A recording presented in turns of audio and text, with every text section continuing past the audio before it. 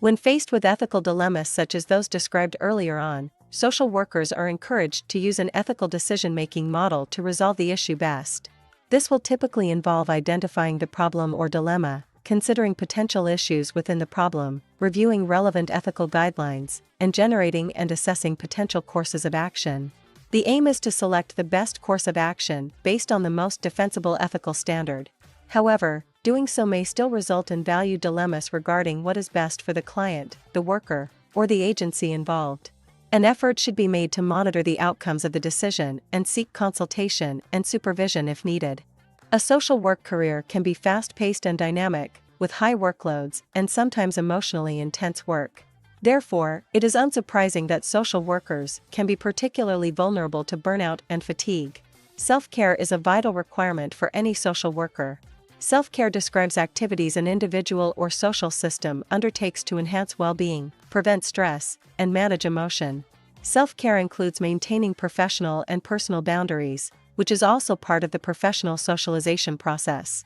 The term dual relationships refers to situations in which a social worker may relate to a client in more than one relationship role, friend, romantic partner, colleague, etc., or where a social worker has a separate relationship with a client in addition to the professional social work relationship. Given that much of what is considered to be normal socializing or community activity is off-limits for some clients due to poverty, discrimination, disability, or other circumstances generating marginalization, it is relatively easy for a dual relationship to occur. Dual relationships are often unavoidable, however, they also have the potential to exploit clients and damage the professional relationship.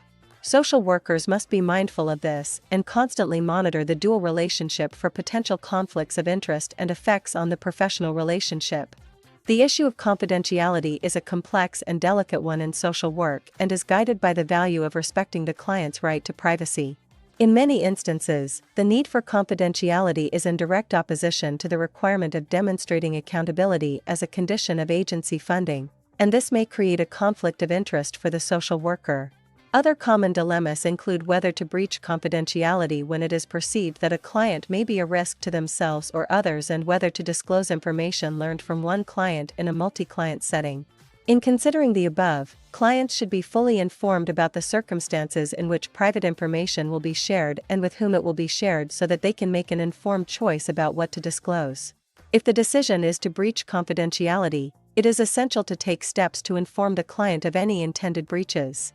Ethical standards usually accompany the governance and oversight of any professional field or discipline. This is also true of social work, where a specific set of ethical standards and principles guides professional conduct. Social workers should familiarize themselves with the issues and the ethical decision-making process that will enhance the quality of ethical practice while highlighting the contradictions within the code of ethics and the values of individuals and communities.